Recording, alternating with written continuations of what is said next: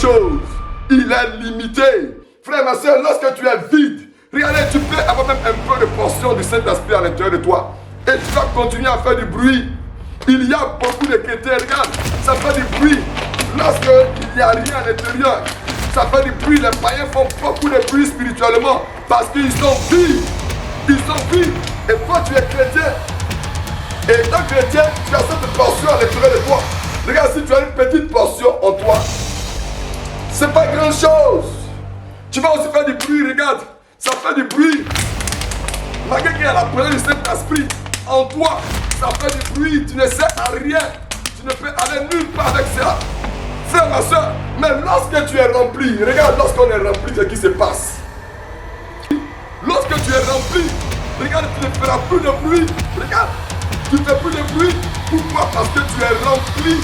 Tu es rempli du Saint-Esprit. Oh, tu es passé du 1. Ensuite, toi, frère, ma soeur, tu dois être rempli. Tu dois être rempli.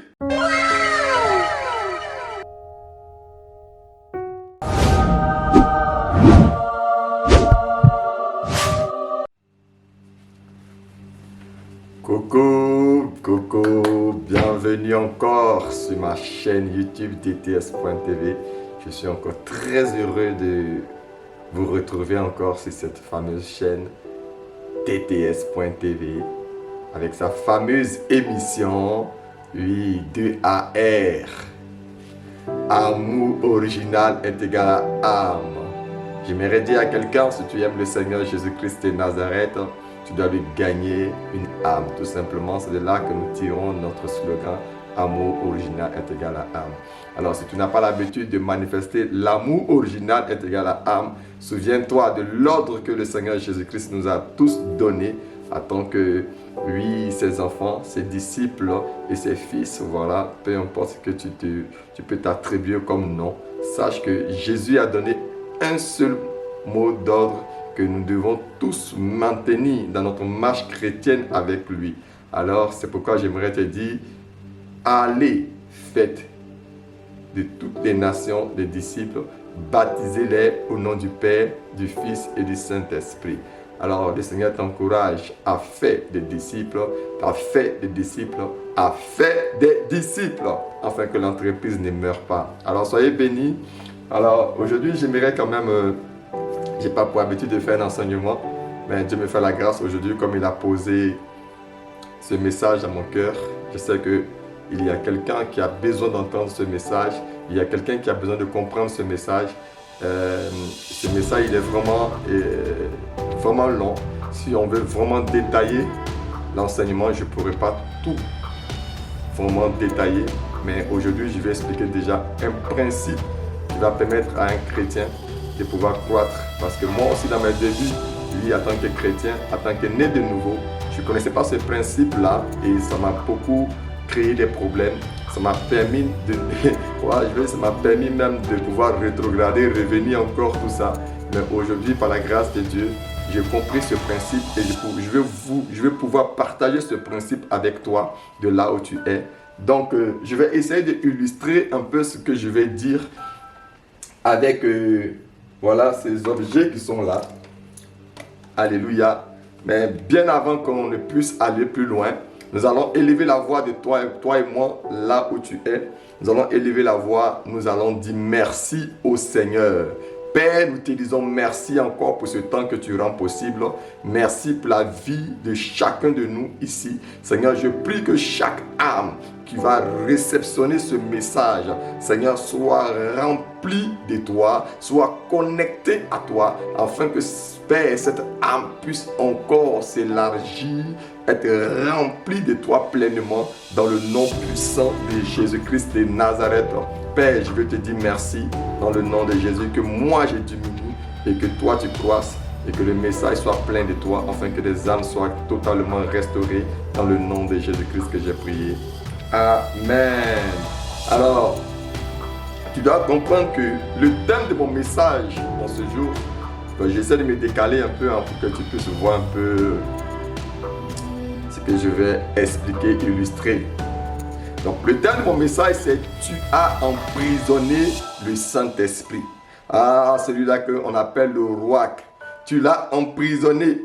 Alors moi, j'aimerais introduire déjà avant de commencer en disant que lorsque nous donnons notre vie au Seigneur Jésus-Christ de Nazareth, quand tu acceptes le Seigneur Jésus-Christ de Nazareth comme sauveur personnel, on peut bien se rappeler de la conversation de Nicodème, le pharisien, avec Jésus. Jésus va lui expliquer qu'il va falloir qu'il naisse obligatoirement de nouveau. C'est une nouvelle naissance. Alors, ce que je vais expliquer ici, je vais l'illustrer rapidement. Et puis, nous allons poursuivre l'enseignement rapidement aussi, afin que quelqu'un puisse comprendre. Et je ne voudrais pas que la vidéo soit longue, donc je vais essayer de le faire le plus vite possible, afin que le nom du Seigneur soit glorifié. Soyez bénis. Alors, vous voyez, lorsqu'on est chrétien et qu'on est né de nouveau, ou du moins même je vais commencer encore par le commencement des commencements. Vous voyez, quand vous n'avez pas encore accepté le Seigneur Jésus-Christ de Nazareth comme sauveur personnel, d'accord? Vous êtes, imaginons comme cette bouteille vide. En d'autres termes, cette bouteille représente le païen qui n'a pas accepté Jésus-Christ de Nazareth comme sauveur personnel. Oui, il est vide à l'intérieur de lui. Vous comprenez que l'être humain, quand on parle du corps, est composé de chair, âme et esprit. Et ce sont ces trois éléments-là qui font de toi le corps tout entier. Donc, tu as un corps. Et dans ton corps, il y a ta chair, il y a ton âme et il y a ton esprit. Donc, celui qui n'a pas accepté le Seigneur, il est comme cette bouteille, mais il est vide. Il est vraiment vide, frère et ma soeur, il est vide. Il peut être en bonne santé, il peut vivre comme bon lui semble, mais il est vide de son Créateur. C'est pourquoi tu dois accepter le Seigneur Jésus-Christ de Nazareth comme sauveur personnel. Alléluia. Mais moi, je ne vais pas me limiter que à ça dans ce message. Parce que le thème de mon message, rappelle-toi, c'est « Tu as emprisonné l'Esprit Saint ». Le roi, tu l'as emprisonné en toi. C'est pourquoi Jésus va conseiller à Nicodème qui doit être né de nouveau. Alors la nouvelle naissance, c'est quoi? Je vais l'illustrer encore une seconde fois. Vous voyez, j'ai une bouteille d'eau ici pleine. Je ne sais pas si vous la voyez correctement. Cette bouteille d'eau, je vais prendre un torchon.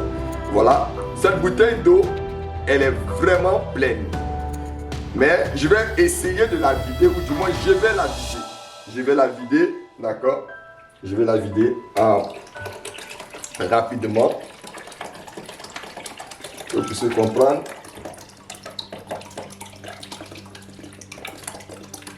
Je vais la vider. Je vais laisser carrément un peu d'eau à l'intérieur. D'accord? Donc, vous voyez ici, cette portion d'eau qui est à l'intérieur de cette bouteille.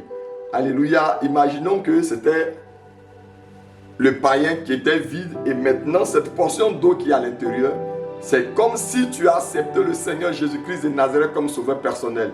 Lorsqu'on accepte le Seigneur Jésus-Christ de Nazareth comme sauveur personnel, comme Jésus a demandé à Nicodème d'être né de nouveau, le Saint-Esprit vient habiter en toi. Alléluia. Le Saint-Esprit vient habiter en toi.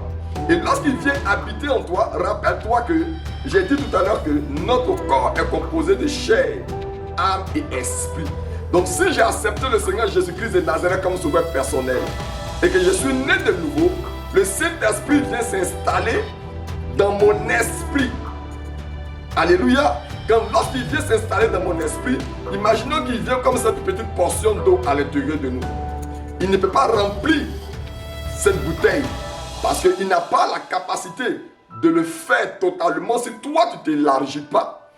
Il n'a pas la capacité de le faire totalement si toi tu ne lui donnes pas plus de possibilités de s'élargir à l'intérieur de toi.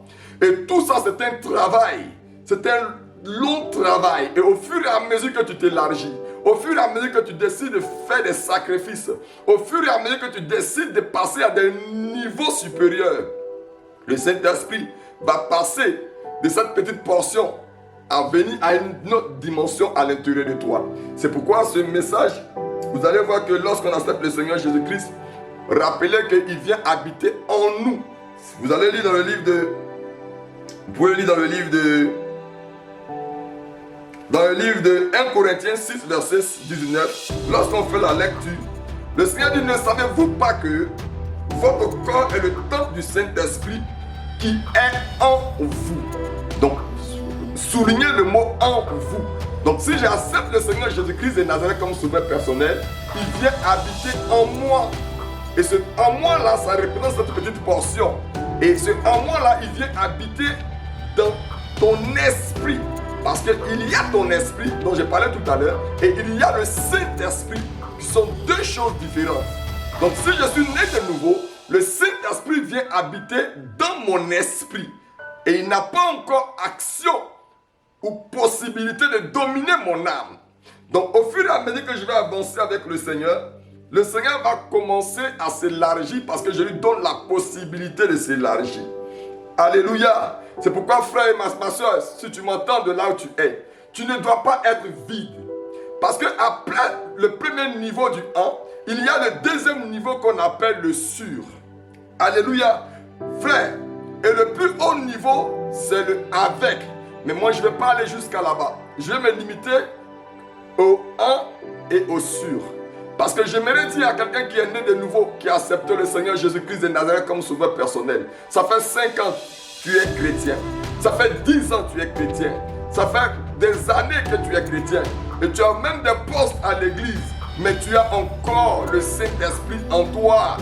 Oui, tu as encore le Saint-Esprit en toi. C'est un premier niveau. Tu dois chercher à passer au second niveau.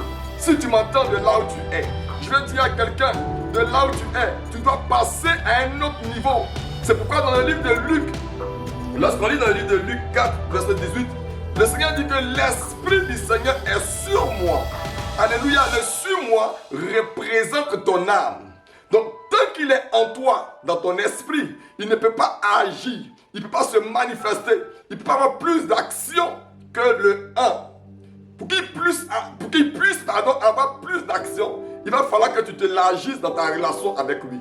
Il va falloir que tu montes dans ta relation avec lui. Et c'est le monter dans ta relation avec lui qui va te permettre, ou qui va permettre au Saint-Esprit de venir sur toi. Alléluia. Et lorsque le Saint-Esprit est sur toi, il y a des dimensions dans lesquelles tu peux rentrer.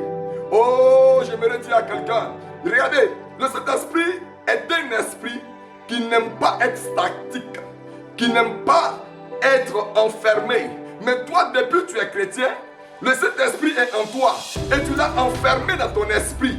Il ne peut pas bouger, il ne peut faire autre chose que rester dans ton esprit. Oh, l'Esprit de Dieu ne va pas rester seulement dans ton esprit. Il veut aller au-delà de ton esprit. C'est pourquoi ce matin, je suis venu te dire, tu as emprisonné le roi, tu as emprisonné le Saint-Esprit en toi. Regardez, lorsqu'on lit dans le livre de Genèse 1, à partir du verset 2, on va d'ailleurs même le lire pour nous aider. La Bible dit une chose importante. Il dit la terre était informe et vide. Il y avait des ténèbres à la surface de l'abîme. Et l'Esprit de Dieu se mouvait au-dessus des eaux. L'Esprit de Dieu se mouvait au-dessus des eaux. Oh, je vais dire à quelqu'un en ce jour, est-ce que l'Esprit de Dieu se meut encore à l'intérieur de toi? Est-ce qu'il s'agite encore à l'intérieur de toi? Est-ce qu'il est en mouvement encore à l'intérieur de toi? Ou cet esprit-là est mort? Oh, l'Esprit de Dieu, depuis le commencement, a toujours été agité, a toujours bougé, n'a jamais resté statique dans la vie de qui que ce soit. C'est pourquoi lorsque il va venir sur Jésus dans le baptême des eaux, lorsqu'il va finir d'être baptisé, oui, via Jean-Baptiste, la Bible dit que l'Esprit de Dieu va venir sur lui. Alléluia, l'Esprit de Dieu va venir sur lui. Et Jésus va le dire plus tard dans le livre de Luc 4 qu'on a lu tout à l'heure. L'Esprit de Dieu est sur moi parce qu'il m'a oint. Le sur représente la puissance de Dieu. Le sur représente la gloire de Dieu. C'est cela qui te permet de marcher avec l'Esprit de Dieu. C'est cela qui te permet de pouvoir t'orienter. C'est ce qu'on appelle aussi l'onction. C'est quand l'onction est avec toi, tu peux rentrer dans des dimensions. Tu peux rentrer là où on t'avait dit que c'était interdit de travailler. Tu peux rentrer là où on t'avait dit que c'était interdit de te marier. Tu peux rentrer là où on t'avait dit que tu ne pouvais pas enfanter. Ça, c'est cette dimension à laquelle Dieu t'attend. C'est pourquoi, regarde, tu ne dois pas laisser le Saint-Esprit, la portion du Saint-Esprit que tu as reçue ici. Alléluia, tu dois remplir cette portion. Comment est-ce que tu l'as remplie? Tu l'as rempli par ta vie de prière. Tu l'as rempli, je répète encore, par ta vie de prière. Je n'ai pas dit la prière, mais une vie de prière.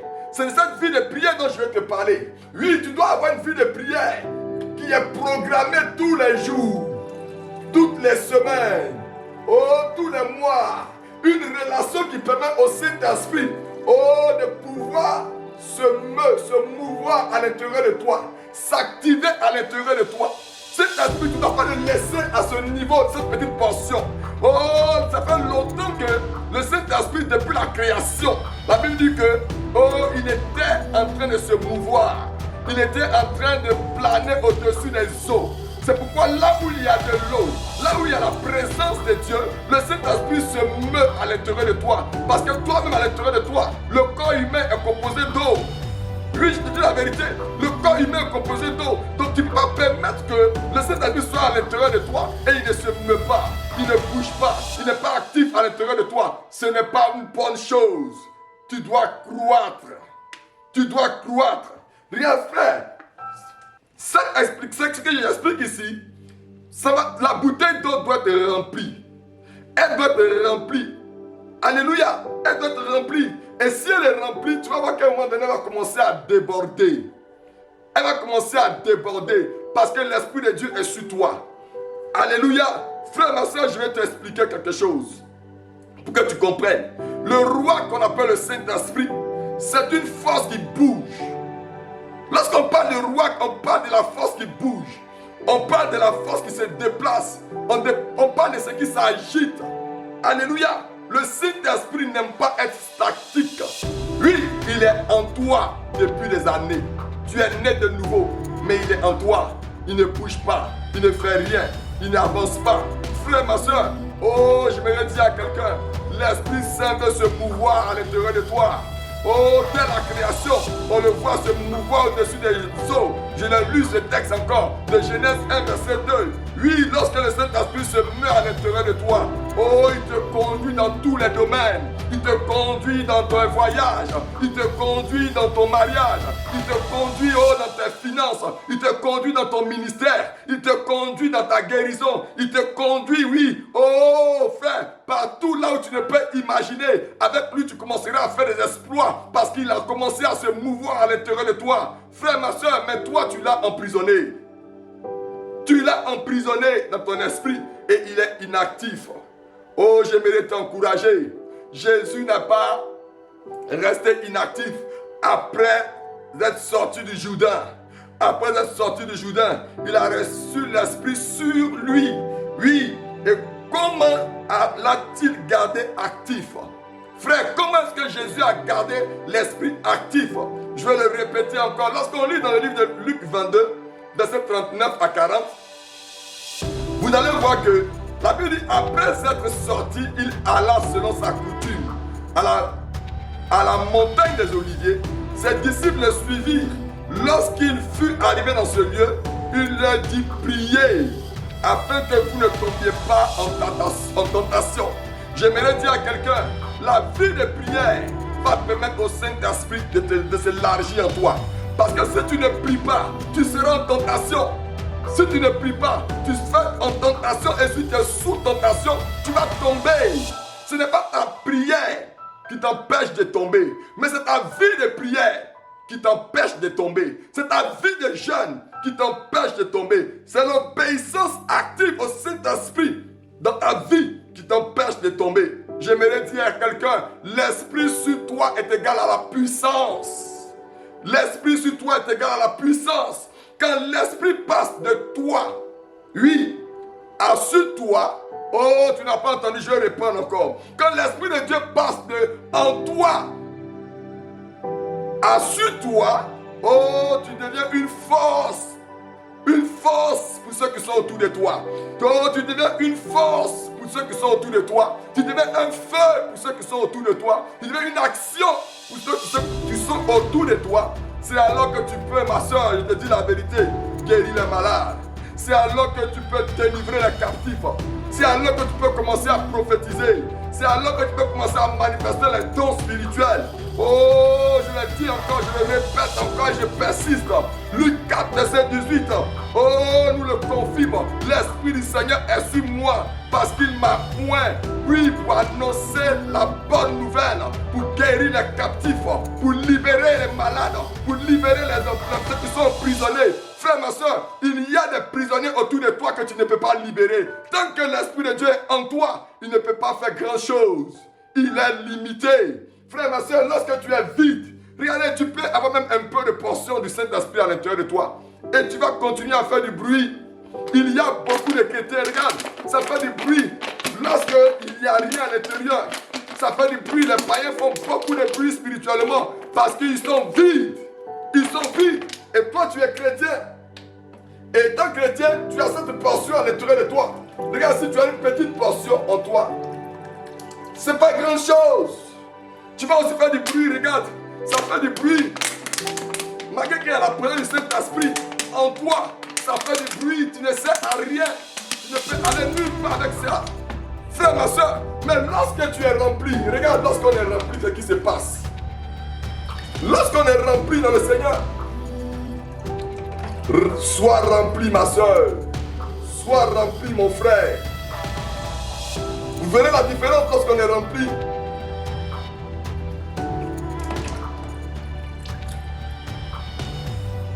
Regarde, il y a la différence lorsqu'on est rempli.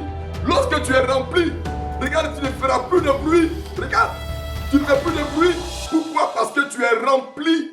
Tu es rempli du Saint-Esprit. Oh, tu es passé du 1 ensuite toi. Frère, ma soeur, tu dois être rempli. Tu dois être rempli. Et je vais te parler du dernier niveau. Le dernier niveau, c'est avec. Mais je ne vais pas arriver là aujourd'hui. Je vais me limiter qu'ensuite toi, parce qu'il y a beaucoup de chrétiens qui disent, moi je suis chrétien. J'ai accepté le Seigneur Jésus-Christ de Nazareth comme sauveur personnel. Et je sais que quoi qu'il arrive, rien ne va se passer. Frère, c'est faux. Quelque chose va se passer sur ta vie.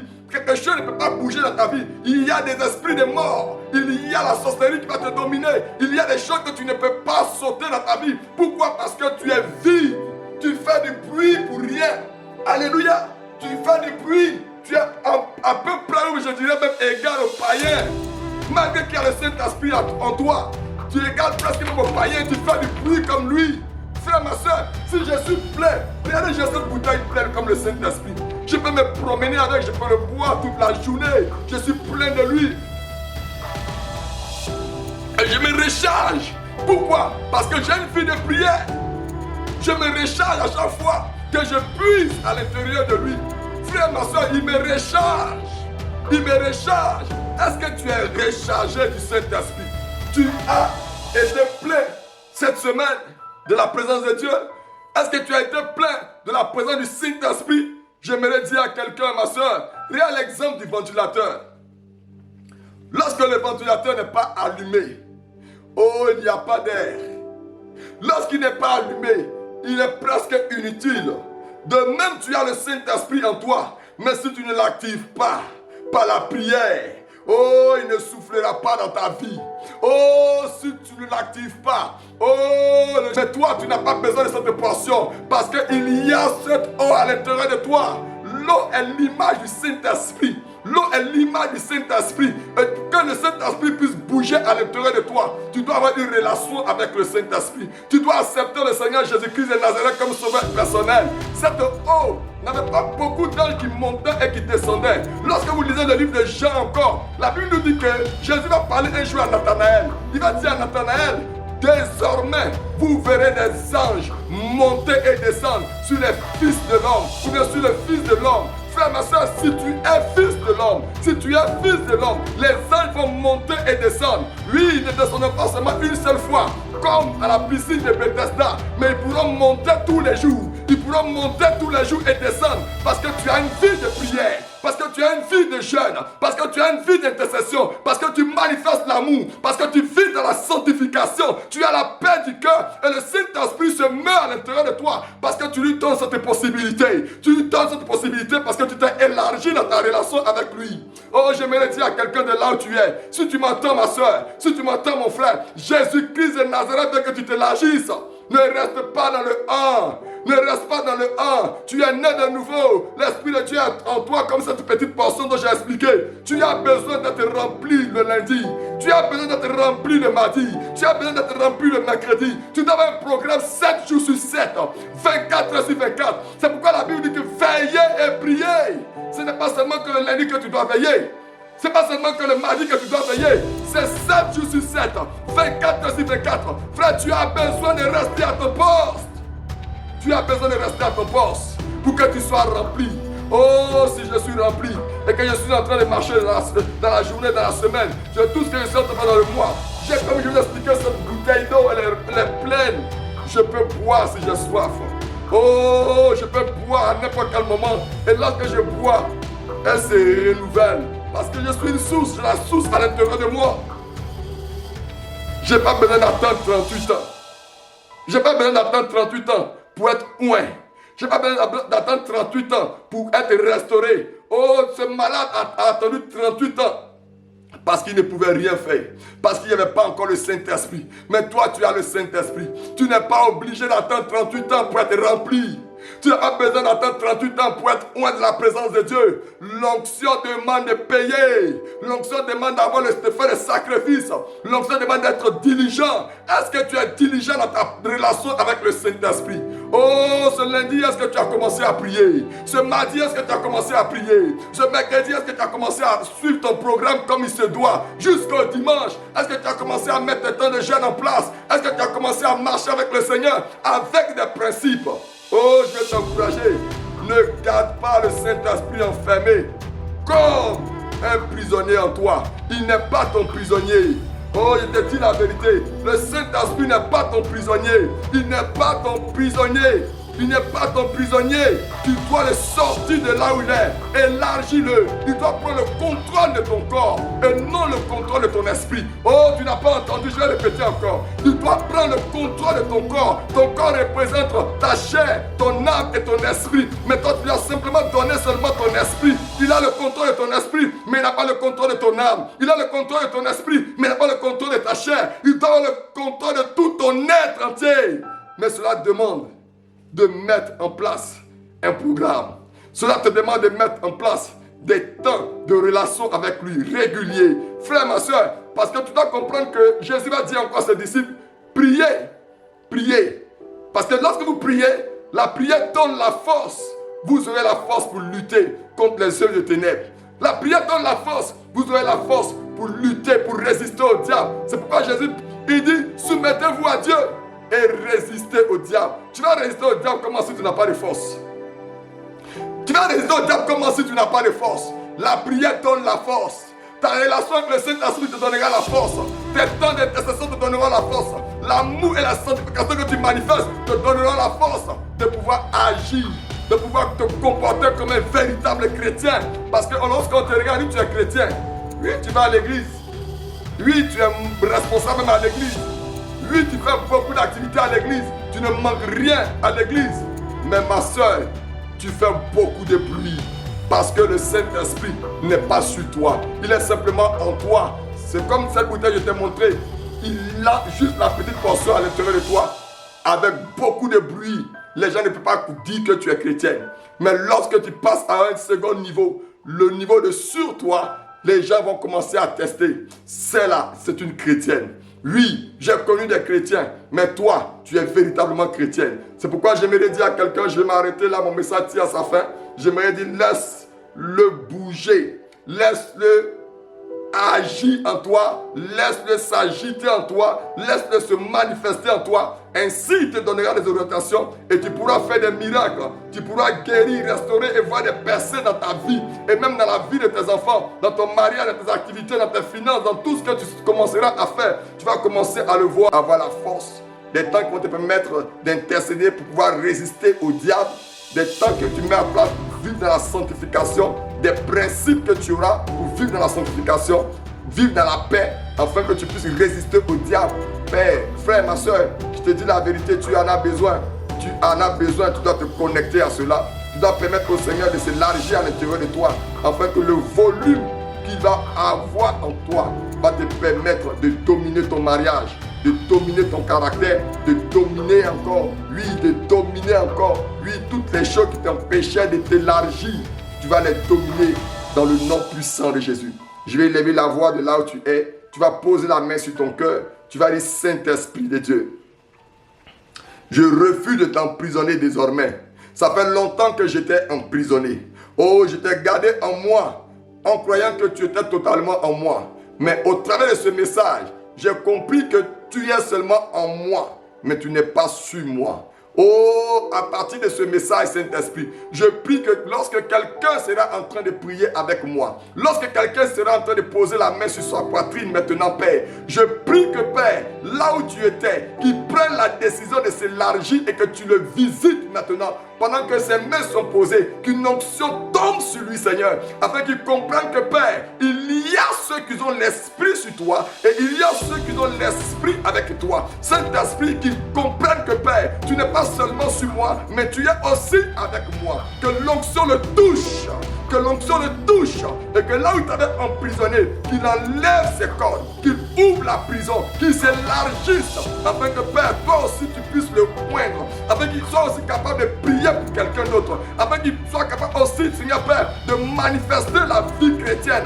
Au nom puissant de Jésus, que ceux-là qui le sous-estimaient, ceux-là qui disaient toi aussi tu es chrétien, qui commencent à dire oh frère, je pensais que tu étais comme tous les autres, mais tu n'es pas comme tous les autres, parce que ta vie de prière n'est pas comme les autres, ta vie de jeûne n'est pas comme les autres. Père, qu'il y ait un changement à compter d'aujourd'hui, que l'onction le touche, que l'onction brise le joug sur sa vie, qu'il soit libéré au nom puissant de Jésus. Saint-Esprit, merci encore, parce que tu es en train de mettre en place une nouvelle génération de chrétiens. Oh Père, tu es en train de mettre en place une nouvelle génération de pères, des hommes fidèles, des femmes fidèles, des enfants fidèles, attachés à ta parole, attachés à toi, en marchant avec ton esprit. Oh Saint-Esprit de Dieu, aide quelqu'un à te follow, aide quelqu'un à te follow, aide quelqu'un à te follow, aide quelqu'un à te follow, afin que Père, tu ne sois plus statique à l'intérieur de lui, dans le nom puissant de Jésus. Oh, souffle sur sa vie, souffle sur sa vie, souffle sur sa vie, souffle dans son mariage, souffle dans sa famille, souffle dans la vie de ses enfants, souffle, Seigneur Père, dans son école, souffle encore dans ses études, souffle encore dans ses amitiés, souffle encore dans son travail, dans ses finances. Saint-Esprit de Dieu, qui ne te mette pas sur off. Oh, sur le off, le ventilateur ne marchera jamais. Mais sur le ventilateur va commencer à souffler. Qu'un vent nouveau souffle dans ta vie. Qu'un vent nouveau souffle dans ta vie. Qu'un vent nouveau souffle dans ta vie. Et que la lumière apparaisse. Parce que la Bible dit que lorsqu'on a lu le livre de Genèse, Genèse 1, verset 2, si vous lisez la suite du texte, la Bible dit que et la lumière parut. Oh, lorsque le Saint-Esprit commence à se mouvoir, la lumière va apparaître dans ta vie. La gloire va apparaître dans ta vie. Au nom puissant de Jésus, que ton ministère maintenant soit en mouvement. Que ton ministère soit agité. Que ton ministère soit sous la puissance de Dieu. Au nom puissant de Jésus. Oh, agis. Agis dans ton feu, agis par ton feu, agis par ton feu à l'intérieur de lui, Seigneur, afin que ton nom soit glorifié et qu'il devienne à compter d'aujourd'hui un témoin pour le royaume des cieux, un témoin pour le royaume des cieux, qu'il soit restauré, et que là où il y avait la maladie, que le feu va commencer à bouillonner en lui, apporte la guérison totale, apporte la restauration totale, qu'il soit libéré au nom puissant de Jésus. Merci Seigneur, et que toute la gloire te revienne dans le nom puissant de Jésus-Christ que j'ai prié. Si tu es d'accord avec moi, dis Amen, Amen, Amen. J'aimerais terminer mon message, comme pour habitude, en disant NB, qui signifie notez bien le salut avant toute chose. Je suis votre serviteur, Akaji. Bonne journée à vous, dans le nom puissant de Jésus-Christ que j'ai prié. Ciao, ciao.